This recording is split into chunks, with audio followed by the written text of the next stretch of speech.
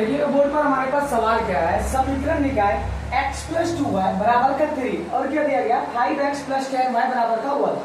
क्या पूछ रहे का ग्राफ कैसा होगा, कौन सा ग्राफ होगा, या प्रतिच्छेदी होगा या फिर समबाती होगा या फिर समांतर या फिर लंबवत, कौन सा ग्राफ खिंचाएगा।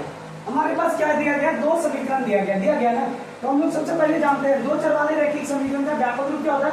फर्स्ट समीकरण का जो व्यापक रूप होता है a1x प्लस का b1y और प्लस b1y प्लस का c1 इक्वल टू क्या होता है 0।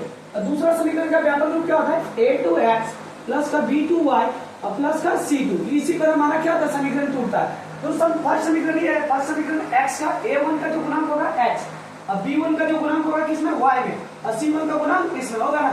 तो हम लोग चलिए मान लेते हैं फर्स्ट समीकरण को a1 उसके बाद b1 उसके बाद c1 और दूसरा समीकरण a2 b2 उसके बाद c2 हो गया ना। अब हमको क्या करना है देखना है, तो a1 बटे a2, तो a1 का मान देखिएगा क्या, x से आगे कोई नहीं तो कितना है 1। a2 का मान देखिएगा कितना है, a2 का मान कितना है 5 है। उसके बाद b1 बटेगा b2, तो b1 का मान देखिएगा कितना है यहाँ पर 2।